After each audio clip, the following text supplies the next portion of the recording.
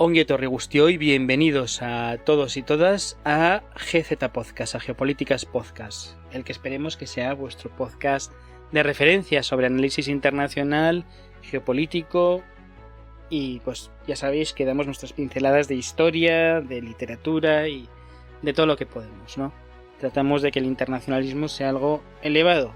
Y aunque sea un podcast artesano, pues tratamos que esto os guste. Y nos escuchéis, como bien sabéis, en nuestras plataformas, iVoox, Spotify, Apple Podcast, y lo tenemos muy descuidado, pero también en YouTube, en nuestro canal GZ Podcast. Este programa es homónimo al podcast, es el programa que realizamos quienes conformamos este podcast, ¿no? Pareceremos más o menos, pero ahí estamos. Tenemos un programa de entrevistas externas, es decir, que preguntamos a la gente pues, sus opiniones, que no necesariamente coinciden con las nuestras, ni siquiera las de la propia gente de Geopolíticas en muchos casos coinciden, que es el Gallico de San Fernin, que también realiza entrevistas de campo, entrevistas sobre libros, etc. Darle cariño también a ese podcast. Y también tenemos GZ en euskera, que tratamos que tenga una periodicidad de un mes, mensual. A veces no es posible, pero bueno, ahí lo estamos peleando. Nos seguís en X a través de @gz_podcast o a través de @gallico_dsc. También nos seguís en Edapena Difusión Geopolíticas en Telegram. Y sobre todo, nada, hoy va a hablar una persona que no necesita mucha presentación, ha realizado varios programas. Este que emitimos este 18 de mayo de 2025 es sobre aviación iraní. Pero el anterior sobre aviación cubana, si no lo habéis escuchado, pues id allí, dadle una escuchada, yo creo que está muy bien y os va a gustar.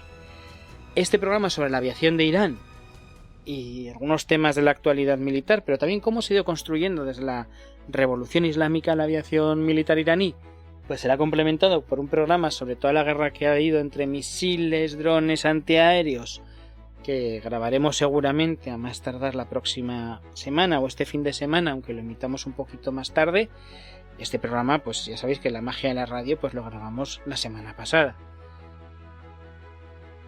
Así que os rogaría que os paséis, y sobre todo porque José Antonio es una persona que fue la primera persona no vasca que tuvimos en el podcast. Pretendíamos ser internacionalistas y sin dejar de ser un podcast que apostaba por nuestro idioma, y porque de euskera creemos y queremos y deseamos que sea un idioma que vaya más allá, ¿no?, de los clichés y tópicos, y que también sea un idioma intelectual. Por eso se apostó por hacer una programación en euskera, y seguimos apostando por ella. Pero pues hemos ido integrando gente con otros acentos y de otros lugares, como la madrileña Zugasti, Irene Zugasti, como Lautaro desde Argentina, o como María desde México. Y poco a poco irán trayendo más contenido, tanto al Gallico como a GZ, que esperamos que os guste. A los dos los tenemos ahora mismo de viaje, además. Pero bueno, este programa va sobre aviación iraní, así que sin más, os dejo con José Antonio García, nuestro aerotrastornado de lujo. La IRIAF, nacimiento, desarrollo y un incierto futuro por la presente guerra.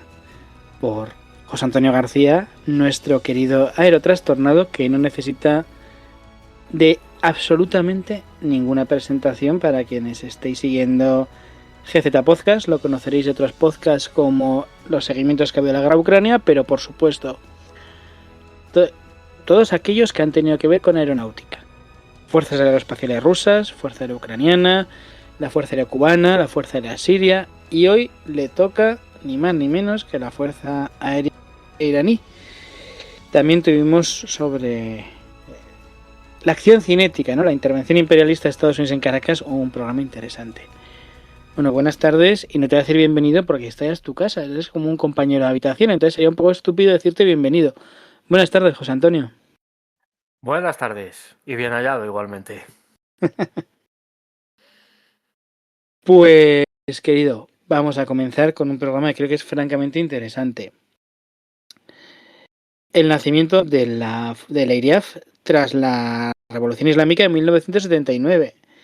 Si no me equivoco, a ver, aquí hay un nacimiento que fue casi un parto con forceps, una cesárea, un aborto, porque entre las purgas que hubo de oficiales del antiguo Estado Mayor iraní de los cuadros técnicos formados, de la gente que se había formado en Estados Unidos, que el Shah de Persia en su infinita estupidez había separado a los estados mayores de todas las fuerzas armadas y que, bueno, que Irán, la naciente República Islámica, se vio sometida a un proceso de aislamiento tecnológico, etcétera, que le condujo a tener que iniciar lo que hoy conocemos como una industria casera.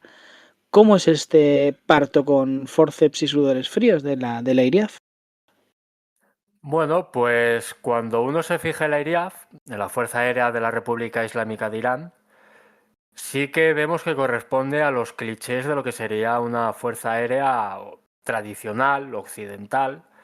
Vemos su despliegue en bases, los aparatos que tienen uso, los cuadros de mandos y logísticos como están organizados, y uno ve pues que es una fuerza aérea tradicional, sobre el papel, en teoría. Cuando ya nos vamos a la práctica, empezamos a ver que una enorme cantidad de esas principales bases aéreas son subterráneas. Hay una enorme cantidad todavía superior de pistas secundarias, donde también pueden operar.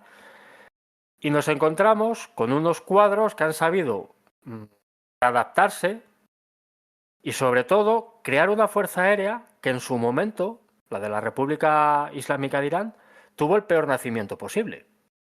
Porque como ya has comentado, el Shah, dentro de sus ideas ingeniosas, a la par que tremebundas, pues separa todos los estados mayores, crea una serie de, digamos, familias o clanes dentro de las Fuerzas Armadas, y cuando surge la Revolución Islámica, pues obviamente este nuevo régimen que llega al país, pues se encuentra con unas Fuerzas Armadas en las que tiene una confianza cero.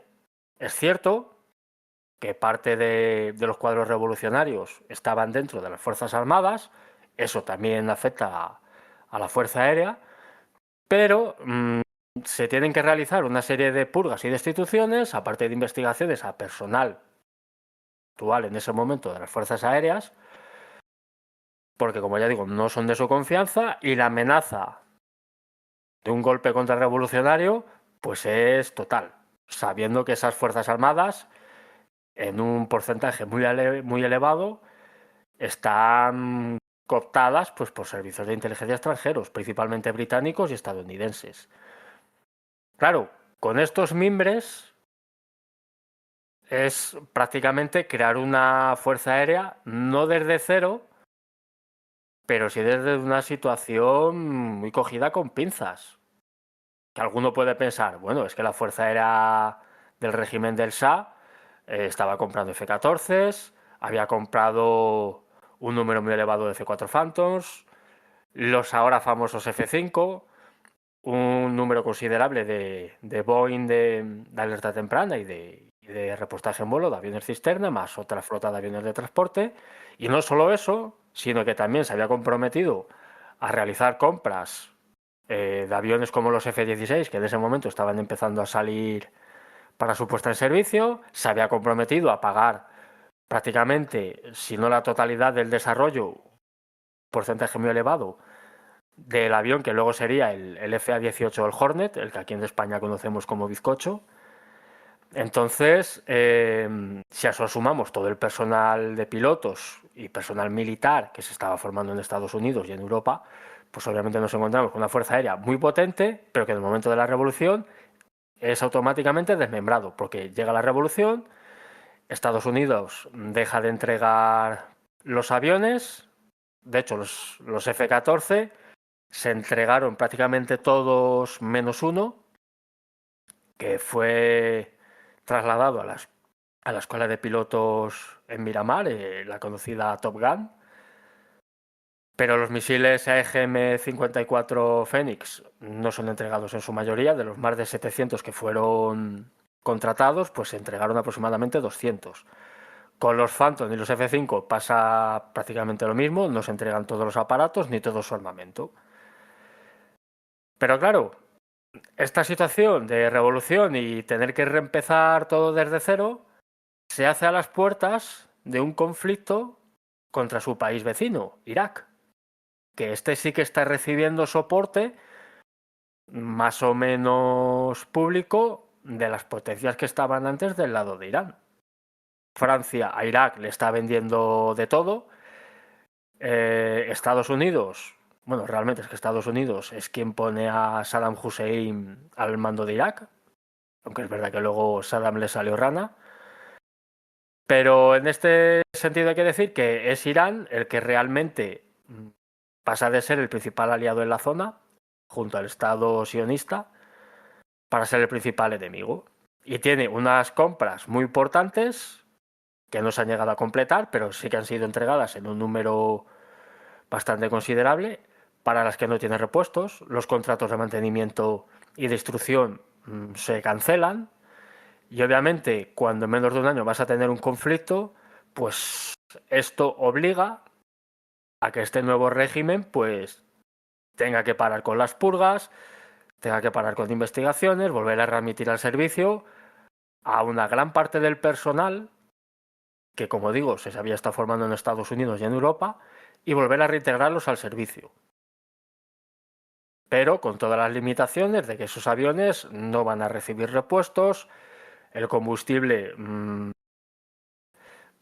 prácticamente va a ser una producción propia lo que los va a mantener en vuelo, con lo que ello tiene de condicionante, porque obviamente tú el combustible que usas en un avión de estas características, en un caza de combate, no es el mismo que tú adquieres en una gasolinera. O sea, las calidades, las propiedades, las cantidades no son ni remotamente parecidas. Entonces esto hace que dentro del régimen iraní pues haya que empezar a imponer un pragmatismo que se irá sucediendo a lo largo de las siguientes décadas, pero que ya en estos años es el que sienta la base de lo que va a ser la IRIAF. ¿Qué ocurre? Que estalla la guerra contra Irak. Como digo, Irán no tiene soporte en un principio de ningún sitio. Los únicos estados que sí que aceptan realizar ventas de armamento a Irán son en un primer momento China, de la que se habla que llega a entregar en un primer momento aviones como los Shenyang J6 o F6, que es la versión de exportación de su clon del MiG-19. Realizan misiones de combate, pero no es un aparato por su propio diseño y características que tenga un papel predominante. Sí que es verdad que aquí en Occidente los que ganaron más protagonismo fueron los F-14 iraníes, por la serie de derribos sobre todo de aviones como los MiG-25 iraquíes, las versiones de reconocimiento, que en un principio entraban y sobrevolaban territorio iraní y Teherán con total impunidad, hasta que los pilotos de los F-14 son reintegrados al servicio y estos con sus misiles Fénix pues son los únicos capaces de enfrentar y derribar a estos aparatos. Se crea un halo de misticismo con el F-14 precisamente en este conflicto, más luego todo lo que hizo Hollywood por él, con películas como ya he comentado antes de Top Gun, o series como la de Jag. Pero es realmente en Irán donde este avión ganó un protagonismo que también hay que decir que tiene más de mito que de realidad. Porque aquí se nos ha vendido que los F-14 iraníes gobernaban y hacían a placer sobre los cielos iraníes contra los cazas iraquíes y los bombarderos iraquíes, pero la realidad nos da versiones bastante distintas. De hecho, aviones como los Mirage F1 iraquíes o los MiG-23, concretamente de la versión MS, que es la versión primigenia de exportación, que llevaba un radar de MiG-21 un poco dopado en cuanto a kilovatios de suministro eléctrico y de tamaño de antena, fueron capaces de derribar a los F-14. También hay que decir que el mayor as de Tomcaz, por poner las cosas en su contexto, es iraní, precisamente en este conflicto. Jalil Zandi, con 11 derribos confirmados.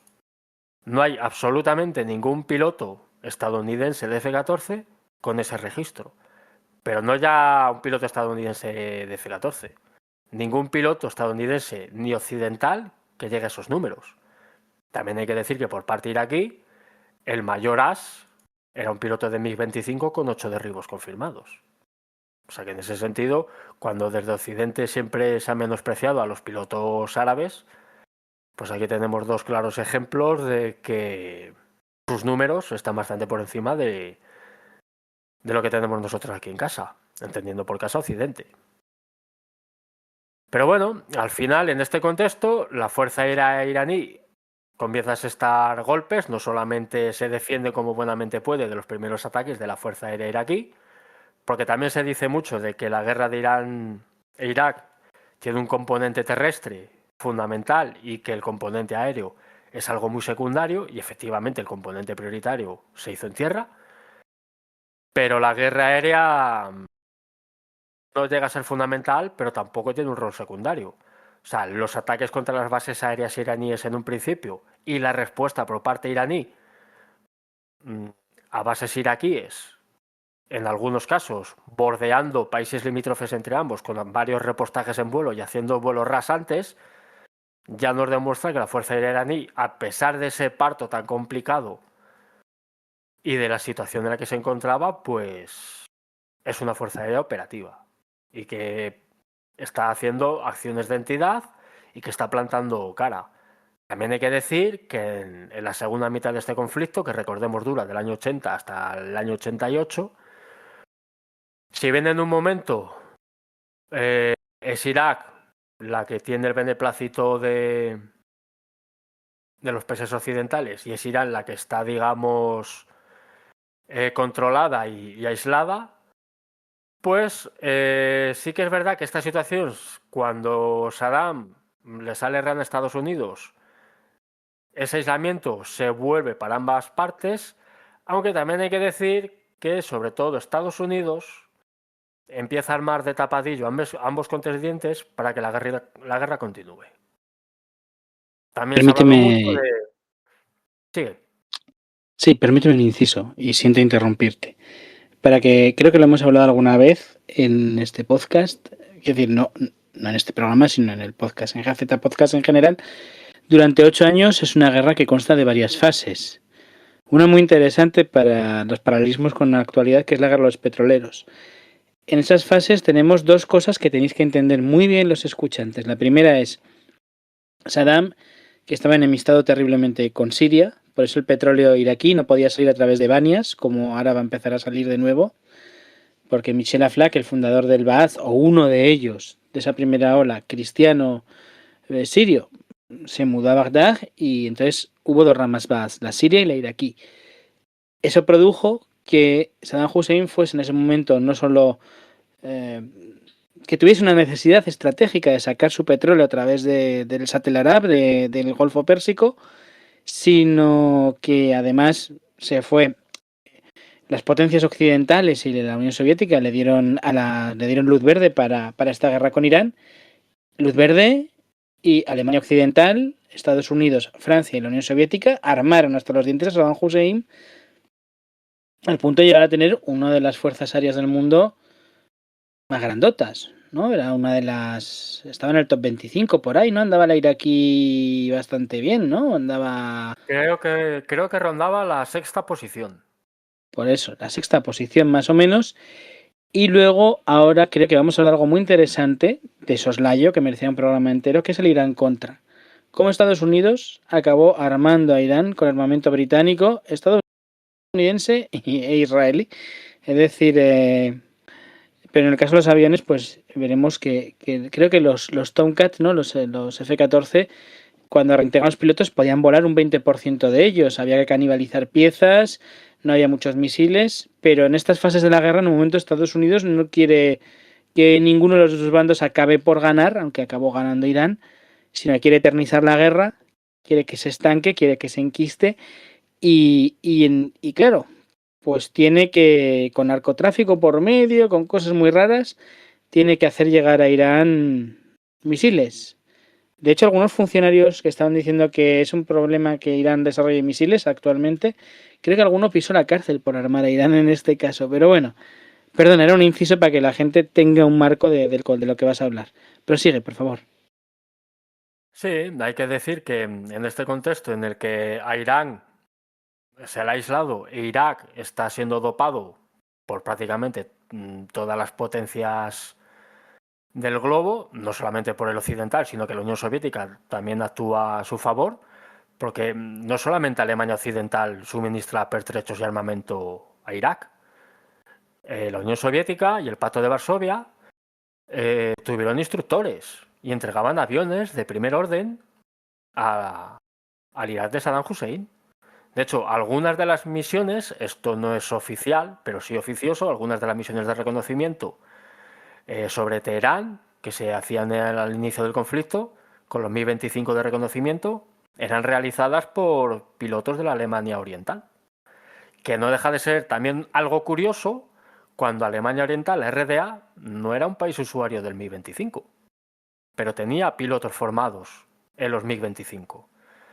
De hecho, cuando posteriormente a la guerra del 91 uno empieza a estudiar y a medir las capacidades iraquíes, uno de los mayores miedos que había en Occidente era que pilotos de la Alemania Oriental siguieran en Irak pilotando esos aviones, porque se hablaba mucho del Mi-29, pero los cazas y bombarderos que eran tenidos más en cuenta por Estados Unidos y sus aliados para atacar a Irak no eran los Mi-29, de los que Gorbachov les había dado prácticamente instrucciones, manuales y de todo a Occidente, sino que los más tenidos en cuenta eran los MiG-25 porque habían sido modernizados al estándar PD soviético, no una versión de exportación, sino soviético, y los Su-24.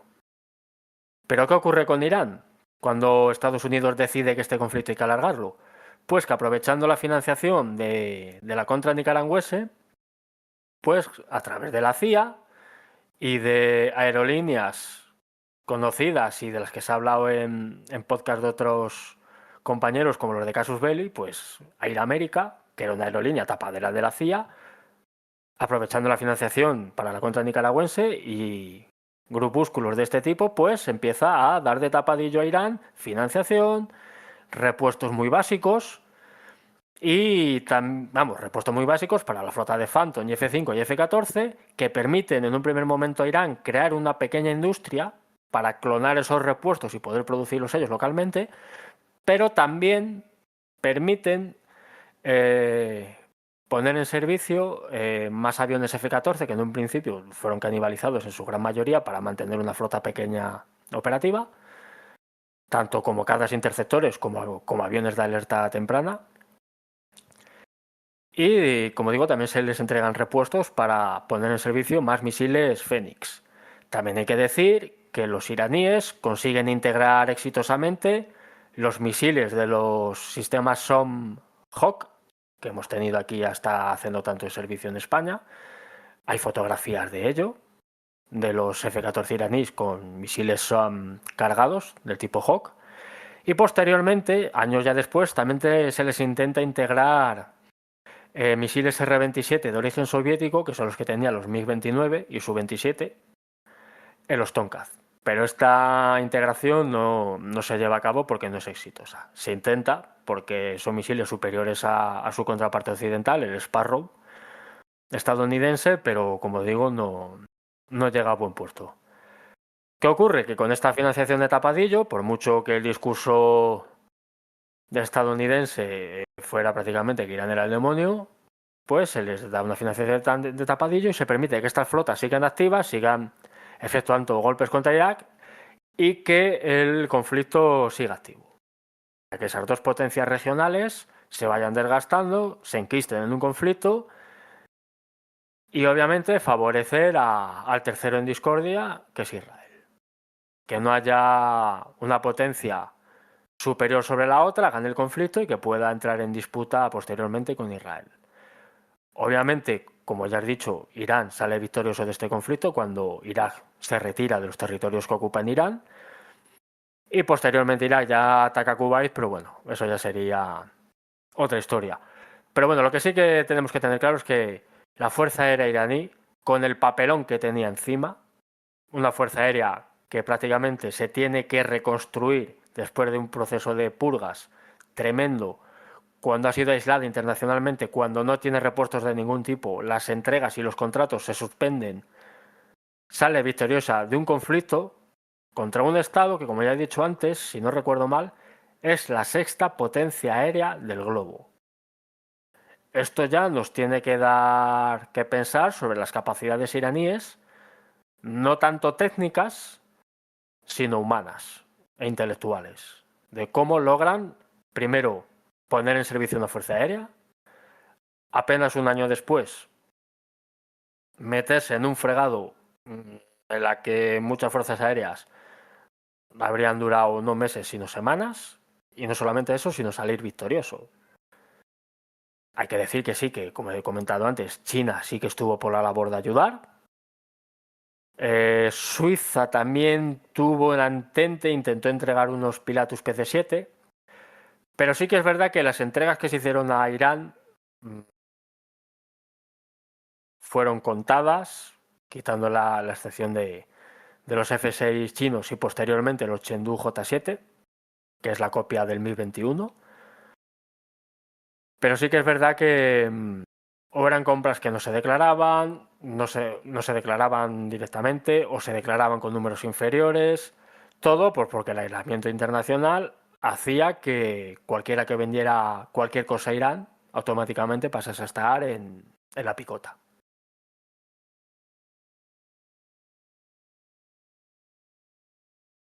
Se produce una cosa curiosa que es algo que a los que nos tiene habituado Estados Unidos, que es que, bueno, pues te sanciona un país, pero no dejamos de más comerciar con él, Cuba, pero él se convierte en el principal socio comercial. O sea, es una cosa medio surrealista. Bueno, tenemos esta situación, prosigamos. A ver, esto es cuanto menos curioso, ¿no? Porque aquí tenemos una guerra, acaba con una victoria para las armas iraníes. Hay un podcast de los compañeros de la plataforma de iVoox de Histocast, no los conozco personalmente, pero bueno, compañeros son. Puede ser, el 47 puede ser, no me acuerdo, que es la guerra Irán-Irak, voy a mirarlo un segundo, y está bastante bien porque recoge todas las fases, quiere decir, al que le interesa ahondar en este sentido, pues ahí lo tiene, ¿eh? O sea, y creo que es una guerra de 8 años muy compleja que es interesante por sí misma, pero que nos ayudará un poquito pues a entender lo que está ocurriendo ahora en el Golfo Pérsico. Quiere decir, la gran metida de pata de Estados Unidos es que, en fin, pues ya estaba avisado, no solo en sus wargames, en sus juegos de guerra, sino por la propia historia reciente que eso le iba a ocurrir. El Istocast 67, guerra de Irán-Irak, dura unas cuantas horas. Istocast suelen ser un podcast que se prodigan, o sea, 3, 4 horas, para el que quiera, pues ahí lo tiene, ¿no?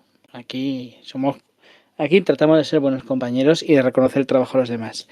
Como se lo de ir a América, pues por ahí tiene una fantástica serie por ahí también, Casus Belli.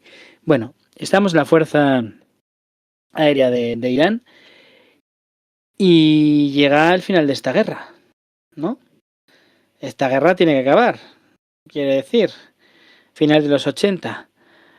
¿Cuál es esa segunda fase de suministros? No sé si nos queda algo de esta guerra, pero ¿cuál es? Porque luego después de esta guerra ocurre algo curioso, que Saddam Hussein se vuelve el niño malo. Y esto a Irán y a su fuerza aérea le vendrá de alguna manera bien, ¿no? Si no me equivoco. Sí, una vez terminado el conflicto, hay que decir que la última fase, porque a ver, no podemos entrar aquí al desglose de todas las etapas de la guerra entre Irán e Irak, es una guerra de 8 años y sería un programa, o serían, mejor dicho, varios programas de varias horas. O sea, ya has comentado compañeros que han trabajado sobre ello, más adelante podemos hacer algo nosotros también, pero tenemos que centrarnos ahora mismo en lo que estamos. Y como digo, es un conflicto con muchas etapas y que da para muchas horas, porque ahí hay mucha cosa y mucha tela que cortar. Pero bueno, en las últimas etapas sí que es verdad que la Unión Soviética también tiene una serie de acercamientos a Irán, concreta el suministro de aviones MiG-29, de aviones como los Su-20 o Su-22, que son las versiones de exportación de los Su-17. Entabla también conversaciones para entregar aviones Su-25, pues es decir, el catálogo del momento de la Unión Soviética a la hora de equipar una fuerza aérea. Y en este sentido, cuando estalla la guerra del 91 entre la coalición internacional e Irak, pues Irán se encuentra un panorama a las puertas de su casa que obviamente se lo podía ver venir por cómo actúa Estados Unidos, de donde digo Diego, Y como ya has comentado, Hussein pasa de ser el niño bonito a ser el demonio en la tierra para Estados Unidos junto a Irán. Y en ese sentido, pues cuando empiezan las hostilidades, pues Irán está a verlas venir, tampoco tiene capacidad de hacer mucho más, porque obviamente la guerra ha dejado el país completamente destrozado. Pero se da una cosa curiosa, porque si bien es cierto que empieza a tener relaciones con la Unión Soviética, una vez la coalición ataca Irak, prácticamente rompe con Irak, porque hay que decir también que la Unión Soviética en estos años es cuando se es desmembrada y toma el nacimiento la Federación Rusa. Pero bueno, Irán se encuentra un panorama, como digo, a las puertas de su casa, con una coalición liderada por Estados Unidos arrasando un país. Y es curioso porque la Fuerza Aérea iraquí, que durante la guerra entre el 80 y el 88 era su principal enemigo, pues ahora es el germen para la IRIAF para crear una fuerza aérea alternativa, porque la IRIAF sigue siendo una fuerza aérea predominantemente equipada con material occidental, a pesar de todas las sanciones y los bloqueos, una fuerza aérea que ellos, con su industria autóctona, consiguen mantener en servicio, aunque con pocos aparatos, para los niveles que había adquirido, canibalizando aparatos, generando repuestos a nivel propio. Pero claro, cuando los aparatos iraquíes comienzan a fugarse a Irán, Irán, dentro de este pragmatismo y teniendo en cuenta que ya tiene relaciones con la Unión Soviética y posteriormente Rusia, ¿qué hace? Pues acepta estos aviones como pagos por la deuda de guerra con Irak. Y esto es curioso, primero porque, sobre todo teniendo en cuenta el conflicto ucraniano y ruso, en el que se ha criticado tanto a las VKS y a los sistemas de alerta temprana y antiaéreos rusos, de cómo es posible de que aviones ucranianos hasta estuvieran sobrevolando, dada la tremenda superioridad rusa en este campo, que aparatos ucranianos sobrevolaran el frente y realizaran ataques. Bueno, pues cuando los aviones iraquíes se están fugando a territorio iraní, hay que tener en cuenta que los aviones de alerta temprana y flotas enteras de cazas haciendo patrullas aéreas de combate y barrido sobre Irak, sobre el propio territorio iraquí, por debajo de ellos aviones iraquíes escapaban a Irán. Día sí, día también. Hasta el punto de que a Irán le permiten crear prácticamente una fuerza aérea alternativa, equipada tanto con miras F-1 iraquíes, de los que posteriormente y a través del contrabando consigue repuestos, porque si Estados Unidos, donde digo, Francia en este sentido no le va la zaga. Francia, que a Irak, los miras F-1 que le entregó tenían un estándar de fabricación superior al de su propio ejército del aire. O sea, Francia te vende lo que haga falta, por los métodos que haga falta, si ellos quieren, obviamente. Pero también se fugan MiG-23, Su-24, Su-22, MiG-21, Chengdu J-7, que también estaban operativos en Irak. O sea, al final, lo que permiten a Irán, como digo, es, dentro de esa fuerza aérea equipada con material occidental, crear una fuerza aérea B con material de origen soviético y chino. Y estamos hablando no solamente de aviones de caza-bombardeo o de bombardero táctico como el Su-24, sino que es que se llegaron a fugar aparatos como los Il-76, cuatrimotores de transporte. Todo esto bajo las narices de los aviones de alerta temprana y los cazas F-15 y F-16 y Tornados y F-18 de la coalición internacional. Debajo o frente a sus narices se fugaban al territorio iraní. Y claro, Irán, dentro de ese pragmatismo, cuando ve todo eso que está empezando a aterrizar en sus bases, ¿qué hace? Bueno, deuda de guerra, los acepto como pago y ya tengo otra fuerza aérea operativa. Prácticamente a un coste cero. O sea, ya no es solamente pragmatismo, sino también pillería. Pillería, pero que legalmente está justificada. O sea, no hay forma de meterle mano a Irán por lo que está haciendo en ese sentido. que sería curioso, bueno, lo primero es curioso que muchos de estos oficiales iraquíes que habían combatido durante 8 años a los iraníes prefirieron entregar los aparatos a Irán, ¿no? Antes que quedasen destruidos. O sea, se habían estado matando 8 años, además matando a una escala cruel y alta, ¿eh? No, no nos pensemos aquí que, en fin, recuerden Jalabia y cosas de estas. Bueno, un día podríamos hablar de qué ocurre con esos pilotos iraquíes, porque tiene que ser curioso, ¿no? O sea, aterrizar en Teherán y siendo un tío de Basora y bueno, si se reintegraron al ejército iraquí, si pasaron la vida civil o si se reintegraron al ejército iraní, ¿qué pasó con esa gente? Tiene que ser curioso saber qué pasó. No he conseguido información en ningún lado, no sé si tú, de qué pasó con esos pilotos iraquíes. Yo, por lo que tengo entendido, según bajaban y ponían pie a tierra, eran detenidos, interrogados, se les consideraba desertores, posteriormente refugiados y pasaban a la vida civil. Que algunos de ellos fueran integrados dentro de cuadros militares, es posible. Pero claro, al final eso ya es ponerse a hacer elucubraciones. Sí, Yo lo que tengo entendido es que la mayoría pasaron a la a vida ser civil. población civil y se acabó, Santas Pascuas. Pues mira, oye, ni tan mal. Ya que le has dado un premio gordo a Irán, pues así te lo premia. Bueno, y con todo esto, pragmatismo dominante, ¿no? Estrechar lazos con la recién creada Federación Rusa y con la República Popular China y Francia también al parecer, para poder tener recambios para estos aviones y ya nos llegamos a la década de los 2000. Y en la década de los 2000 vemos que los iraníes, muchas veces que aparecen los cuadros, muchos tienen una formación técnica grande. Entonces, Kani, si no me equivoco, es ingeniero aeronáutico, por ejemplo. Sanciones internacionales, ¿no? Que impiden acuerdos de compras militares de una forma regulada y normal, pero en ese momento la industria local gana peso y además estos acuerdos ahora sí se han podido llevar a cabo, pero vamos a los 2000, a esa primera década. Y todo esto ya no hablamos de repuestos pequeños, hablamos de rediseños de aviones completos, de nuevos misiles. De hecho, hace poco, antes de la guerra, sacaron un nuevo misil aire-aire para para sus Tomcat. Entonces, bueno, cuenta un poco qué es esto.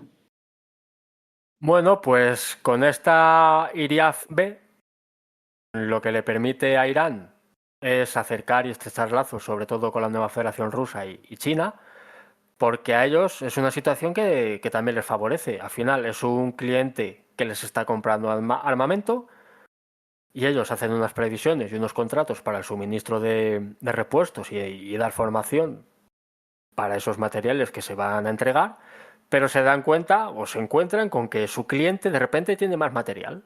Por tanto, más necesidad de repuestos, más necesidad de formación e instrucción, y en ese sentido, ellos también salen ganando.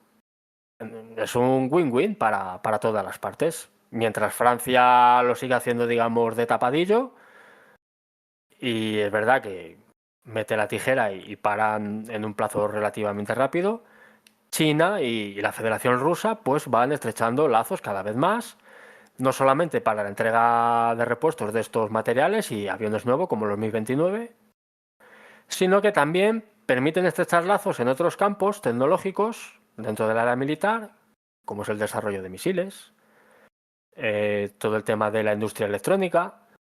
Y si tenemos en cuenta que China en los años 80 era una de las niñas bonitas dentro del mercado a la que todo el mundo le vendía absolutamente de todo, si Francia a Irak, como ya he dicho antes, le vendía aviones con un estándar de fabricación superior al que operaba la propia Francia, a China, si se descuidan, les llegan a vender a su madre. Y no hablemos de Israel. O sea, los primeros aviones de alerta temprana chinos, si uno desmonta sus radomos, encontraría los logos de ELTA por todas partes. Eran radares israelíes. Claro, China clona estos sistemas. Y esta tecnología, posteriormente, acaba también en manos iraníes. Y los iraníes copian de la copia, pero al mismo tiempo estudian cómo hacer sus propios desarrollos, porque ya han visto cómo se hacen esas copias. No es solamente hacer una formación para aprender a producir las copias, sino cuál es la metodología para copiar esos sistemas. Y es donde esta industria autóctona, que al principio fabricaba repuestos, tornillería, piezas de los fuselajes, comienza a fabricar sistemas electrónicos, empieza a desarrollar tácticas para emplear guerra electrónica, radares propios, que sí, que tienen un componente chino importante, porque sigue siendo el principal suministrador en este campo, pero Irán poco a poco también va creando su propia red y su propia forma de hacer las cosas y sus propios sistemas. También hay que decir que no solamente es para la IRIAF, para la Fuerza Aérea. Donde más se explota esta colaboración es en el campo de los misiles balísticos, los sistemas de radar y donde también entra a jugar Corea del Norte. Que de hecho, durante los años 80 hubo informes de que pilotos iraníes también fueron formados en Corea del Norte. Porque obviamente entre parias se entienden. ¿Y quién era tan o más paria que Irán durante los años 80? Corea del Norte. Y de hecho, si uno ve los posteriores desarrollos de misiles iraníes, tienen mucho que ver con los desarrollos norcoreanos. Pero bueno, esto ya es otro programa que tenemos que tratar más a fondo, porque esto sí que merece un capítulo aparte. Pero al final, como digo, es una industria que comienza a despegar, tiene una plataforma perfecta para ello, además, como es el avión F-5, porque no solamente Irán le ha metido mano, Israel ha hecho con ellos lo que ha querido, muchos fabricantes europeos también han ofrecido modernizaciones, Brasil los ha estado operando hasta hace poco con radares italianos, misiles sudafricanos, o sea, al final uno tiene el fuselaje y los motores, la estructura fundamental, pero luego las tripas prácticamente puedes hacer con ellas lo que quieras. El Irán es lo que ha hecho en su momento y es como los mantiene en servicio.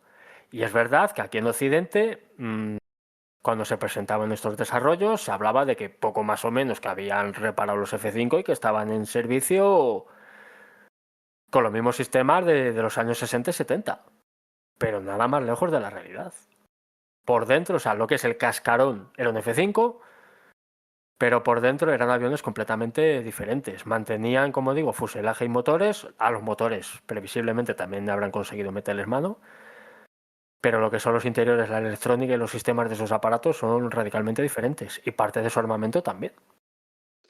Y es verdad que aquí se lo tomaban muy a cachondeo, sobre todo cuando creo que fue el Shaike, el desarrollo de un F-5 con cola de doble deriva inclinada como el F-18, que aquí se decía que prácticamente habían cogido los mapas de un F-18 y le habían puesto la cola de un F-18 a un F-5, como si esto fuera algo tan sencillo. Pues estamos viendo que esos F-5, de los que hablaremos más adelante, son plenamente vigentes a día de hoy. Obviamente no son cazas de quinta generación, pero desde luego hacen sus tareas y lo hacen de manera efectiva. Y todo esto, como digo, a través de una industria que empezó fabricando poco menos que neumáticos y tornillos para aviones como los Phantom y los F-14. Y en un plazo de 2 décadas. O sea, estamos ante una verdadera revolución industrial y aeronáutica, pero además vemos que no solo, digamos, a partir de la célula del avión cambian radar, son capaces de desarrollar algo tan difícil como sistemas aire-aire, son capaces de, a pesar de tener pues, muchos componentes chinos o donde los encontrasen en el mercado internacional radares, sino que ya le meten mano a la célula y modifican la célula del avión, por lo tanto su aeronáutica, lo cual hace que haya que modificar el software del avión de arriba a abajo, los pods, todo. Porque si le metes mano a la aeronáutica del avión, luego hay que modificar de nuevo todo. O sea, el nuevo diseño que habías hecho de tripas para el F5 ya no te vale, tienes que volver a hacerlo entero. O sea, estamos hablando de unas capacidades técnicas muy altas en este caso. Bueno, vamos a seguir un poquito, ¿no? con el guión, si te apetece. Y estábamos en toda esta previo, ¿no? a la década y a los 2020. ¿Qué ocurre? Porque vemos que, quiero decir, Irán ha llegado a esta guerra y había muchos clichés y muchas cuestiones Pero todo esto, ¿cómo se ha ido traduciendo? Porque se decía que Irán estaba sin aviación y de repente vimos los aviones iraníes escoltando a la delegación pakistaní, escoltando a la delegación iraní. ¿Esto qué es? Y sobre todo lo que hemos visto es también que estos aviones pues han conseguido objetivos. Entonces, podemos ahondar un poco en qué ocurrió si quieres con estos aparatos y ya entramos a fondo en la actualidad misma, ¿no? Bueno, pues hay que entender que si bien con el inicio de la Revolución Islámica a Irán se la aísla internacionalmente, en los años 2000, pues este aislamiento, que había sido poco a poco, digamos, reducido o atenuado, pues se vuelve a incrementar. Irán, a principios de los años 2000, llega a un acuerdo con la Federación Rusa para el suministro de sistemas antiaéreos del tipo S-300, Pansir, Thor, contrata también la compra de varios cazas Sukhoi Su-30MK, que es la versión de exportación del Su-30, que ha sido un éxito de ventas. India lo fabrica bajo licencia, China ha hecho su copia pero también tuvo su versión propia, Vietnam, Malasia, o sea, los números solamente son superados a nivel de ventas a países extranjeros por los F-16. Por ponernos en contexto, ya estamos hablando de un caza bimotor pesado. Bueno, pues todos estos contratos, por el nuevo aislamiento y los nuevos bloqueos que se producen, provocados, entre comillas, por el programa nuclear iraní, pues se van al traste. China oficialmente tampoco puede vender nada de tipo militar o de doble uso a Irán, pero la industria local, como ya hemos dicho, fomenta la modernización de los aparatos propios. Sí que es verdad que Rusia de tapadillo consigue suministrar ciertos componentes y seguir dando cierta formación, sobre todo también con la excusa del programa nuclear, de que era tecnología suya. Pues bueno, ya que van técnicos nucleares, pues bueno, pueden ir técnicos de otra serie de ramas tecnológicas. Pero claro, a Irán la dejan en una situación tremendamente complicada porque no tiene un acceso financiero realmente eficaz, no tiene una llegada de pertrechos para lo que se le pueda venir encima, sobre todo teniendo en cuenta que Israel ya es muy agresiva respecto a ellos, e Irán pues tiene que adoptar un papel dentro del eje de la resistencia pro-palestino, pues de actuar mediante proxies. Es la única baza que le queda dentro del pragmatismo imperante que hay en Irán. Pero claro, con eso llegas hasta donde llegas. Y al final es verdad que a sus vecinos ha habido actuaciones de Irán que no han sentado nada bien, lo que en su momento hizo que estos vecinos se acercaran más a Estados Unidos, pero que años después hemos visto que estos vecinos se han puesto ellos mismos en un brete, porque Estados Unidos ha actuado pues como suele actuar, donde dije digo, digo Diego, y mientras sirvas a mis intereses, no es que esté contigo, tú estás para mí. El día que no coincidas con mis intereses, se acabó. Y búscate la vida. Entonces, dentro de este momento, situación, contexto en el que Israel cada vez es más agresivo con la excusa del programa nuclear iraní, programa nuclear que en todo momento Irán dice que es un programa con fines pacíficos, se cede a que sea la Organización Mundial de la Energía Atómica la que realice inspecciones periódicas, cosa que Israel se ha negado siempre, para poner en contexto quién es quién en este conflicto. O sea, Israel acusa a Irán de querer la bomba atómica cuando Estados Unidos estaba en plenas negociaciones con Irán en este sentido, pero Israel, un estado que tiene alrededor de 400 cabezas nucleares no declaradas,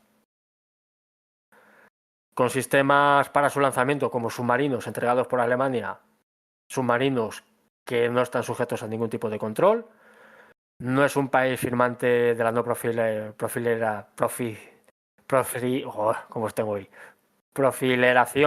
atómica, que tampoco lo he dicho bien, pero bueno.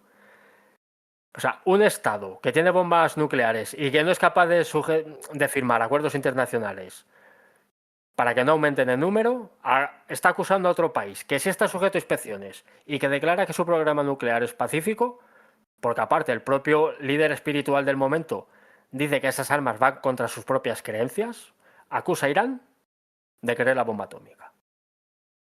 Jamenei tiene una fatua contra la proliferación de que no pasa nada. Todos nos trabamos de armamento nuclear y va un poquito más allá. Por eso ahí estaba la amenaza de atacar Dimona que nunca se cristalizó.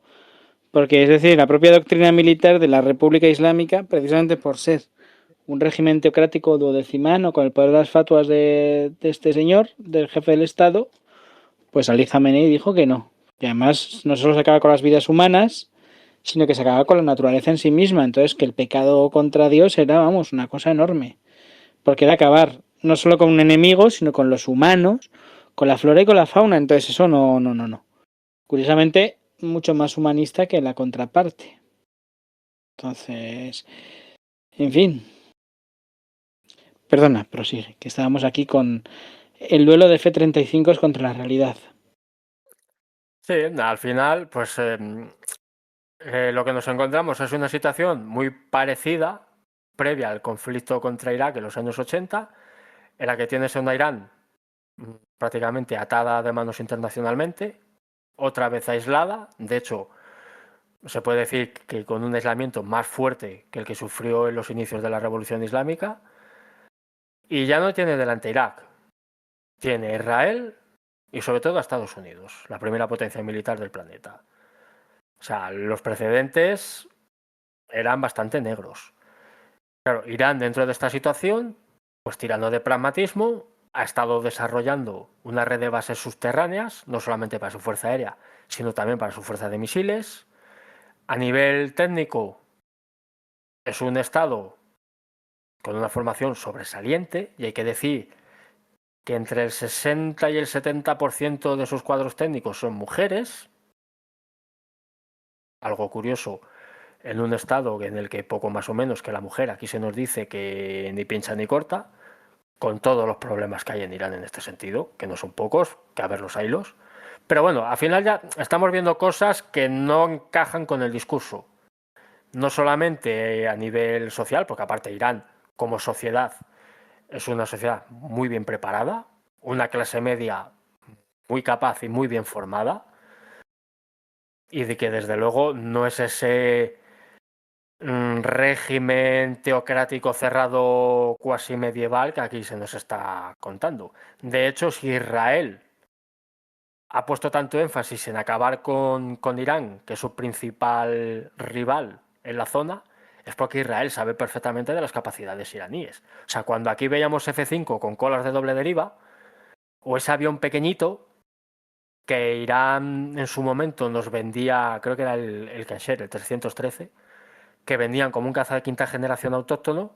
A ver, marketing, todos los fabricantes de armamento y de cualquier tipo de producto industrial, todos los estados mienten en este sentido, y eso estaba claro que no era un caza.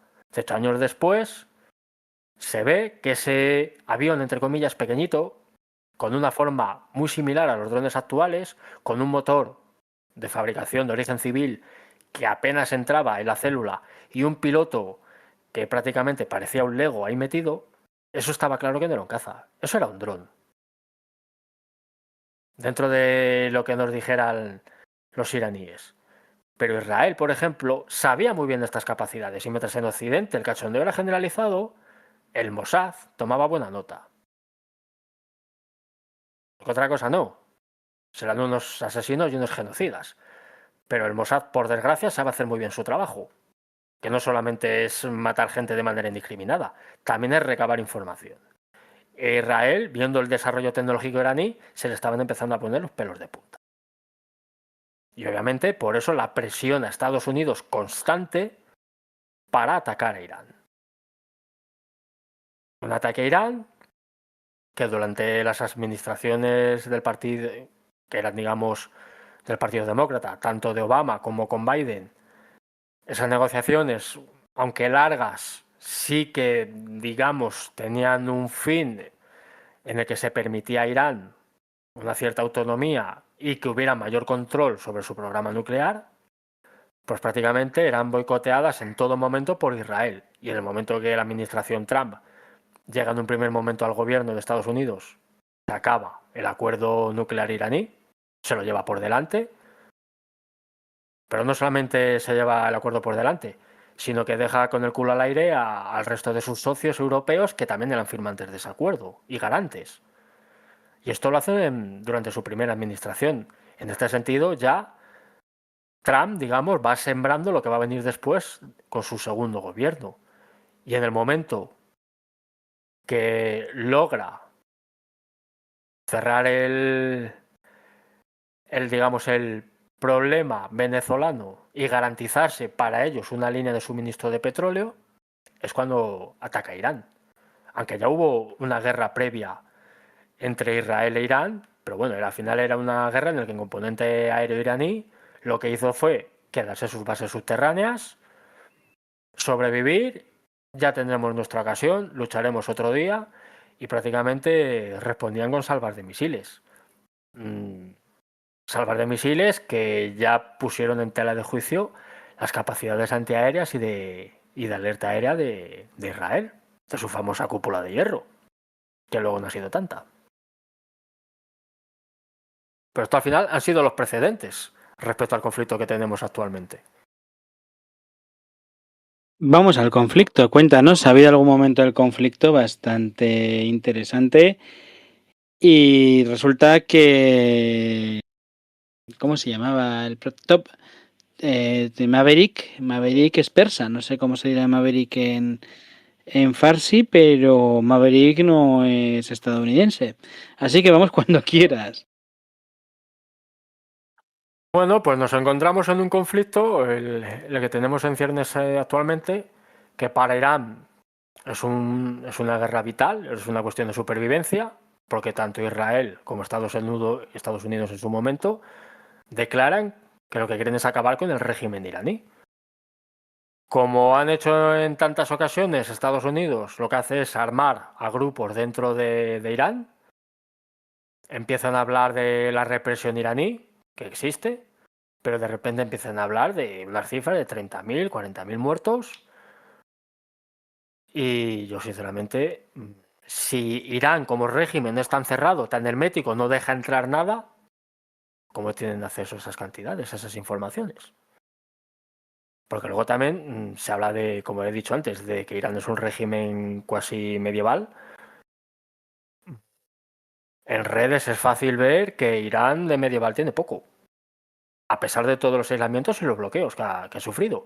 Pero bueno, eso al final es desde Occidente lo que se nos ha estado contando.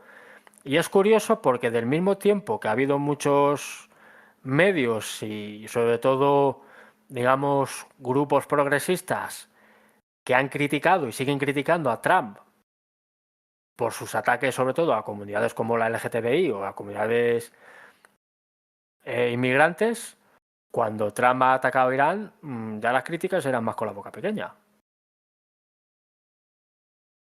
Que no deja de ser algo también bastante curioso. Pero al final nos da pistas de qué tipo de conflicto es el que tenemos delante. O sea, Trump es malo, pero es que Irán es peor. Bueno, Irán no sé si será peor. Irán lo que es diferente. Y para ellos esta guerra es vital. Porque ya no estamos hablando solamente de la supervivencia del régimen como tal. Estamos hablando de la supervivencia del Estado y de ellos como sociedad y sobre todo como civilización. Porque no olvidemos que Irán es un país, es una sociedad civilización. Tiene más años de historia, Irán, como civilización, prácticamente que cualquier país europeo. Y no hablemos ya de Estados Unidos o de Israel. Es muchísimo más antiguo. Y esto, bueno, puedes hablar tú perfectamente más que yo. Una anécdota, Ali Khamenei cuando murió era más anciano que el Estado de Israel. Sí. Que el Estado de Israel es una creación contemporánea, no tiene nada que ver con los relatos bíblicos. Que además se les olvida los Peleset y o sea, el topónimo Palestina ya aparece en la Edad del Bronce, en el Antiguo Egipcio, o sea, es un pueblo del mar. Quiero decir que en fin, o sea, que un señor polaco diga que es legítimo sucesor de la casa de David o de Saúl o estas cosas, y empieza a hablar de Amalek y todo esto, pues muy bonita la serie que se han hecho en la Casa de David en Prime, pero como justificación de la actual excrecencia ideológica esa que tienen por Estado, pues no, ni es que ni siquiera son semitas. O sea, Israel es un Estado fundamentalmente antisemita, mata semitas. No, de hecho les llama árabes, son semitas. Ellos mismos son conscientes de que están matando semitas.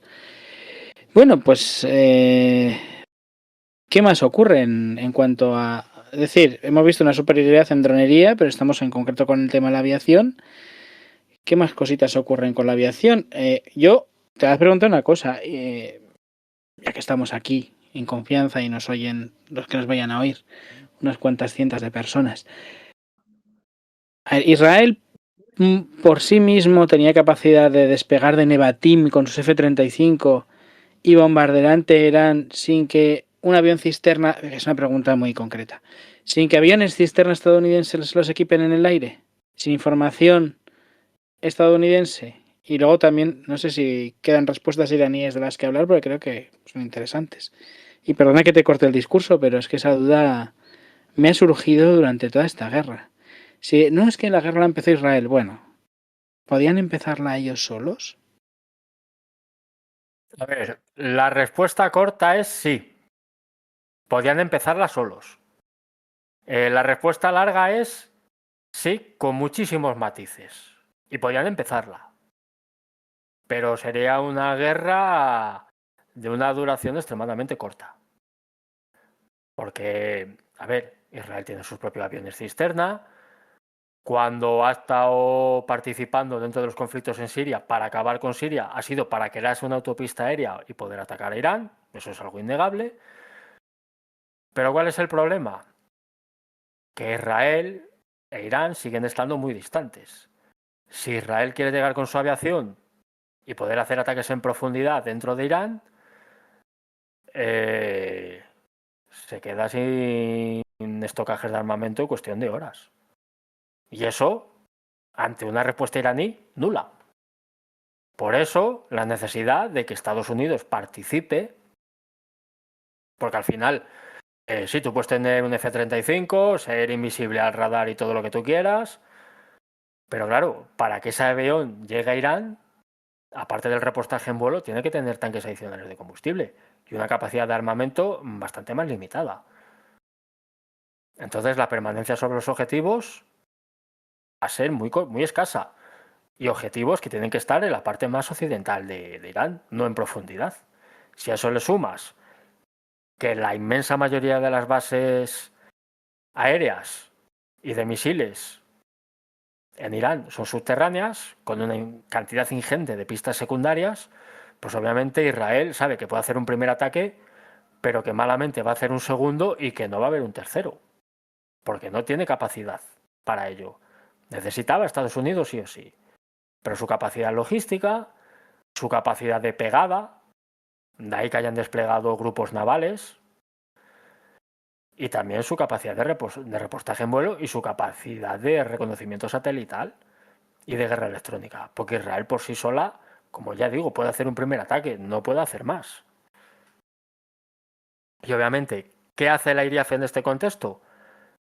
Sabemos que Israel no va a venir sola, va a venir de la mano de Estados Unidos, que de hecho es la que va a llevar el peso principal de las operaciones. Y podemos hacer dos cosas.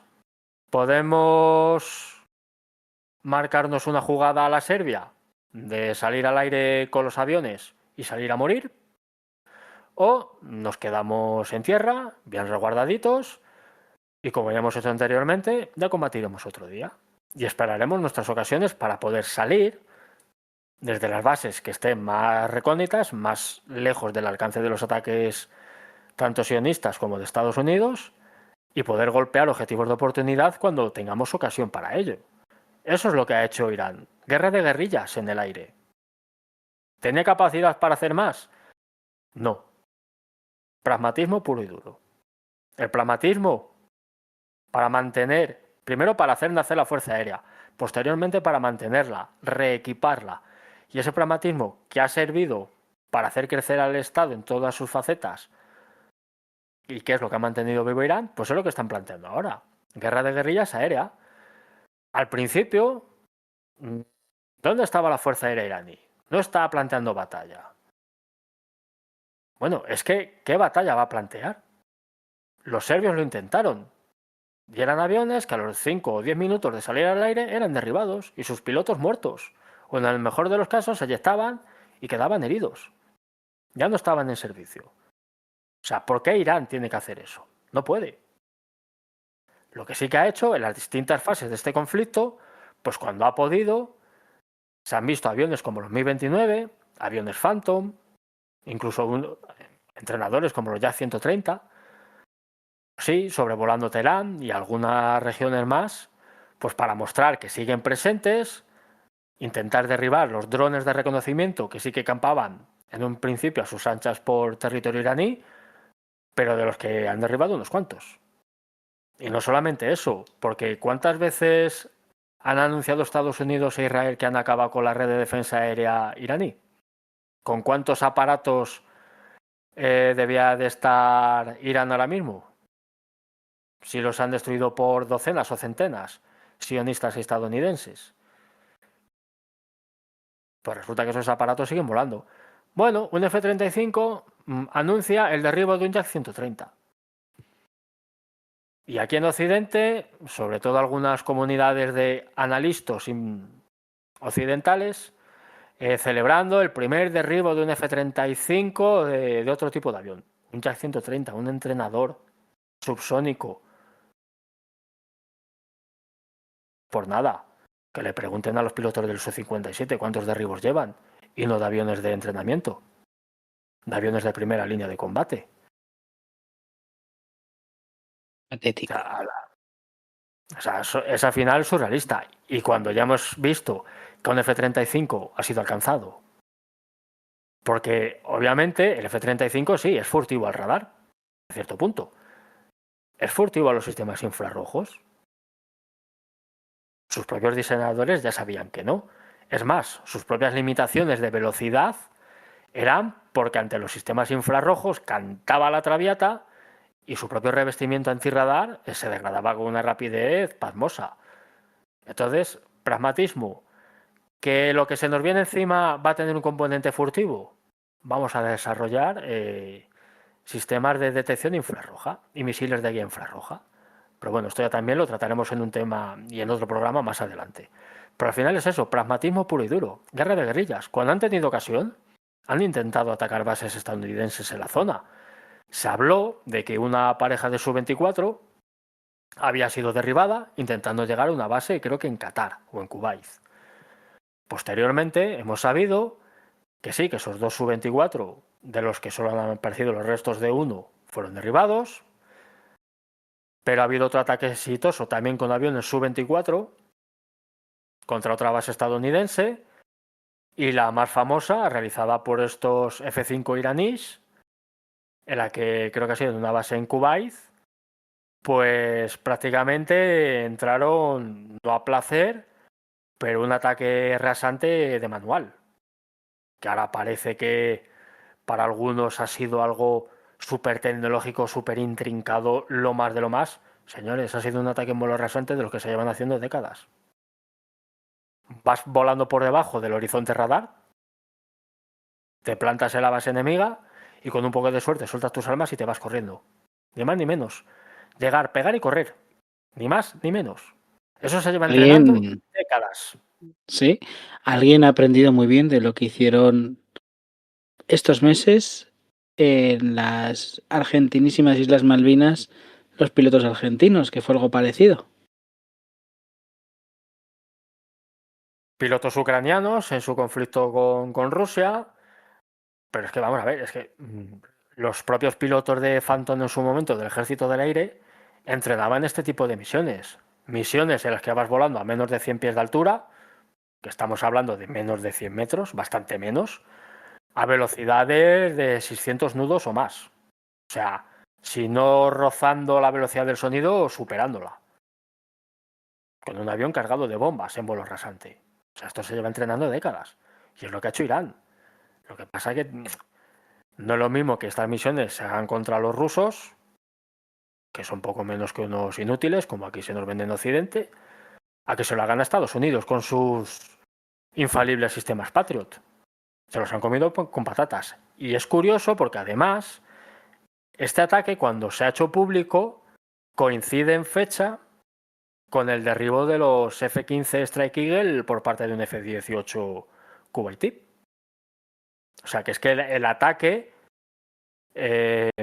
vino a poner no solamente en Umbresa a la base atacada, sino también a toda la red de alerta aérea de Estados Unidos y sus aliados. O sea, que es que y los acabaron iraníes en atacándose ese entre sentido, ellos. efectivamente. Yo, desde luego, cuando salió la noticia de que un F-18 había derribado 3 F-15, digo, a ver, incidentes de fuego amigo pueden pasar. Porque si esos F-15 iban a entrar en espacio aéreo iraní, lo más normal del mundo es que fueran en completo silencio electrónico. Y cuando hablo de silencio electrónico es que llevas apagados no solamente radios, sino todos los sistemas electrónicos de a bordo. Y eso incluye los sistemas IFF, de identificación amigo-enemigo. Pero a ver, tú tienes que tener un cierto control y un planning de vuelos de quién es quién en cada zona, quién va a entrar, quién está retirándose del espacio iraní, para que tus aviones en la zona sepan a quién están mirando, aunque lleve los sistemas IFF apagados, para saber contra quién tienes que tirar de gatillo y contra quién no. Y uno pensaba, bueno, ha sido un fallo grave. Cuando uno ve las fechas en las que se han realizado estos ataques y el derribo de estos aparatos, uno ya dice, bueno, es que, de lo que nos habían contado a lo que ha ocurrido realmente, pues hay un trecho. Y es que se suma todo esto, que en esos días también hubo una alerta aérea declarada por un F-16 cerca de espacio aéreo iraní, F-16 que estaba haciendo una misión SEAD de supresión de defensas antiaéreas, y nos hemos enterado posteriormente de que declaró una alerta aérea y ese mismo día un F-4 iraní, un Phantom, declaró haber realizado un dogfight, un combate cercano contra un F-16. Y ese F-4 aterrizó de emergencia en una base aérea iraní, con fallos en el sistema hidráulico. O sea que dentro de este planteamiento de guerra de guerrillas y de sobrevivir en los refugios subterráneos, pues de vez en cuando Irán sí que ha intentado sacar el pabellón y decir, que aquí estamos. Que eso, para lo que tiene enfrente, no es que sea mucho, es muchísimo. Porque ahora mismo el espacio aéreo iraní posiblemente sea el espacio aéreo más controlado de todo el planeta. Por saber quién se mueve y hacia dónde.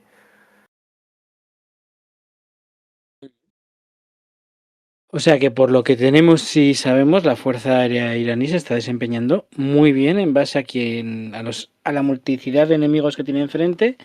Y además, bueno, en fin, es decir, Estados Unidos no ha podido desplegar una parte significativa de su fuerza aérea, que vienen siendo sus portaaviones. Algo ha pasado en sus portaaviones, ¿no?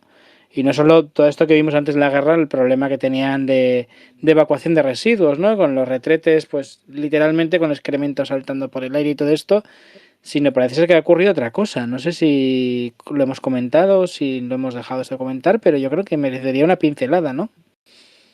Sí, bueno, esto ya sería para tratar en programa que hablemos sobre los misiles iraníes y su doctrina y empleo, pero al final los estadounidenses declaran que el portaaviones Gerald Ford, del que ya se conocían que había bastantes problemas, como ya has comentado, algunos de ellos en los retretes, Escatológico.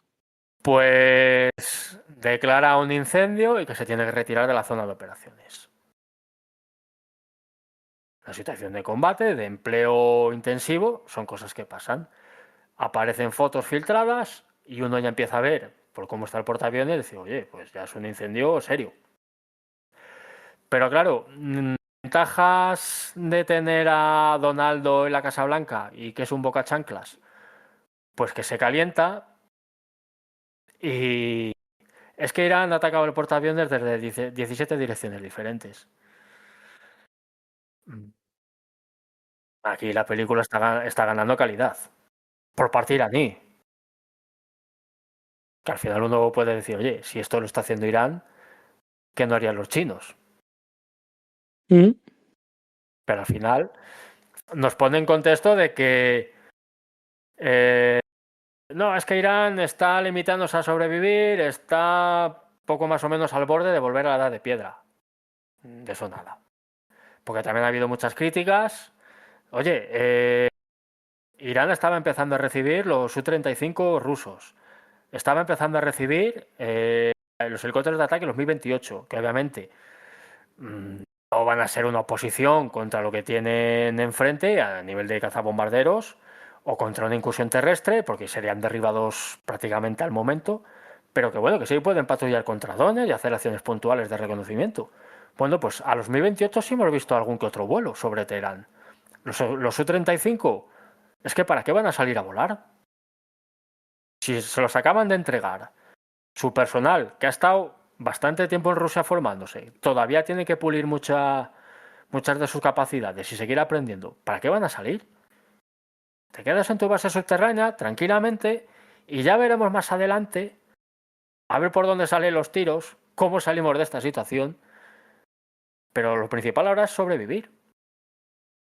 Es el pragmatismo del que llevo hablando todo el programa llevado a un siguiente nivel. ¿Tengo cazas capaces de plantar cara? Sí. ¿Cuántos? Con suerte, 4, 5, 6. ¿Cuántos pueden estar operativos? La mitad. ¿Para qué los voy a sacar al aire? ¿Para qué? En ese sentido, última pregunta, ¿qué futuro le ves a la IDF, a las Fuerzas Aéreas de Irán?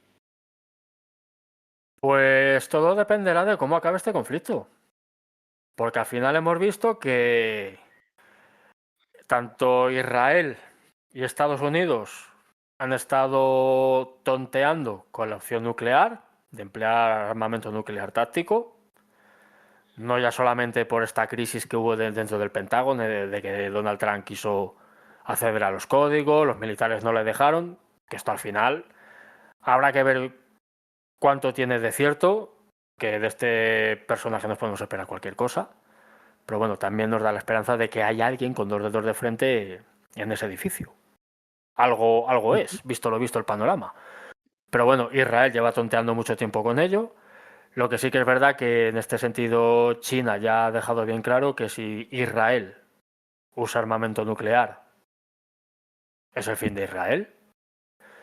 No le entiendo cómo que ellos responderían con su armamento nuclear estratégico o que armasen nuclearmente a Irán, que la respuesta vendría de otro modo, pero que sería lo suficientemente contundente como para que Israel se lo esté pensando 2 veces y esté chinchando a Estados Unidos para que sean ellos los que empleen el armamento nuclear.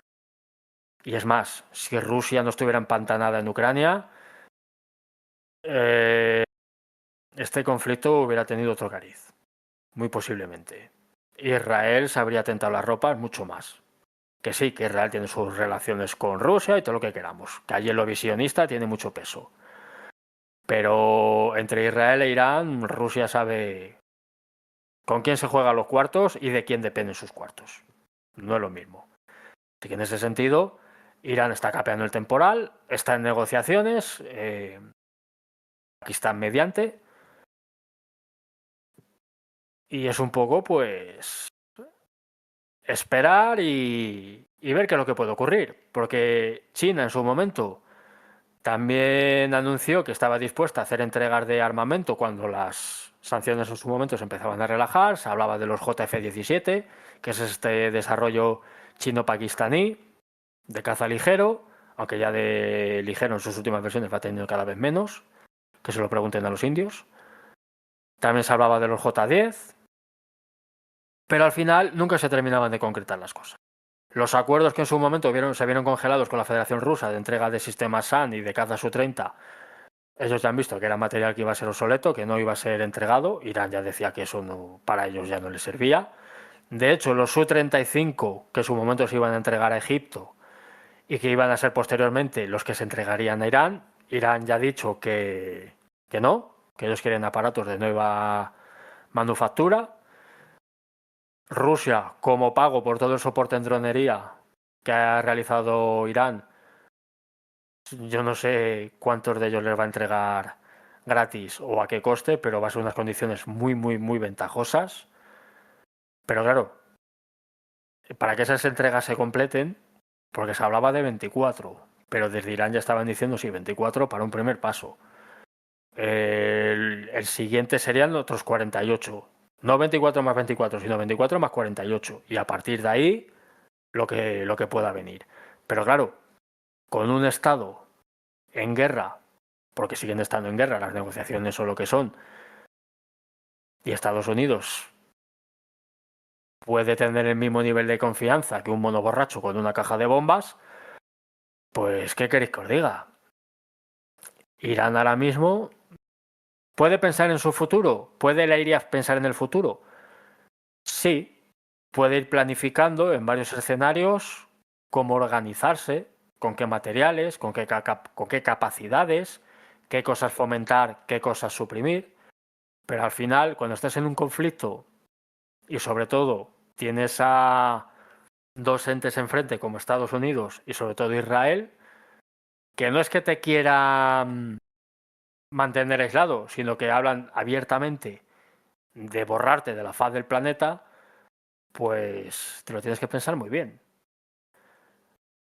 Visto desde fuera y siendo pragmático a la iraní, pues hombre, yo creo que los iraníes han dado muestras de bastante inteligencia a lo largo de estos años. O sea, yo no creo que vayan a jugárselo todo a una carta, ni que se vayan a echar en brazos de China, tampoco se van a echar en brazos de Rusia. Ellos tienen su propio camino, picotearán lo que les interese de unos y otros, y si logran salir bien de este conflicto, pues estarán en una posición ya no solamente de pedirle favores a Rusia como devolución por los que ellos han hecho en la guerra ruso-ucraniana, sino que estarán en una posición para decir, oye, me gusta tu Su-57, vamos a ver con nuestros esquemas cromáticos y de camuflaje qué tal quedaría. O el Su-75, que por cierto este año tiene que realizar su primer vuelo, o así está anunciado. Y ahora mismo, como programa para lo que sería Irán, es un avión que estaría, vamos, sentaría prácticamente como un guante. O sea, en ese sentido, si Irán consigue salir de esta y la IRIAF sigue estando presente, que yo sinceramente creo que sí, tienen bastante cartas, porque sí, Israel y Estados Unidos han barajado la opción de un ataque nuclear. Ya lo comentó Naya en su momento en la base. El botón nuclear de Irán es el estrecho de Hormuz. Y ya hemos visto los efectos a nivel mundial que eso está teniendo. Así que si consiguen salir de esta, pues posiblemente veamos más compras y de mayor entidad y posiblemente, además de un aumento y de una potenciación de su tecnología de drones, posiblemente veamos a un Irán partícipe de primer nivel en programas como ya he comentado, del Su-75 y no descartemos del J-35 chino. Porque los chinos, obviamente, en el momento que los rusos metan un pie en Irán a vender lo que sea, China va a querer su parte. Y tiene derecho y además una posición privilegiada para hacerlo. El problema es que para ellos, Irán ahora está a verlas venir y comprar lo que buenamente puede, pero si Irán sale de esta, la posición iraní va a ser más ventajosa. Sino que no va a comprar lo primero que se le dé, sino que puede ser un copartícipe del desarrollo de esas tecnologías, porque ya ha demostrado que es capaz de ello.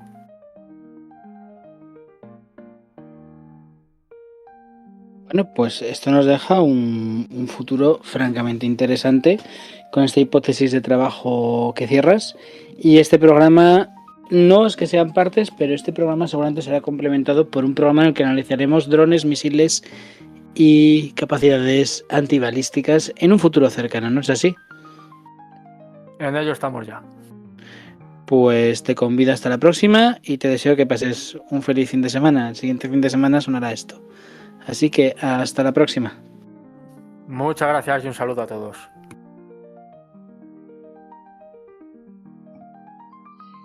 Nosotros nos despedimos esperando que os haya gustado este programa.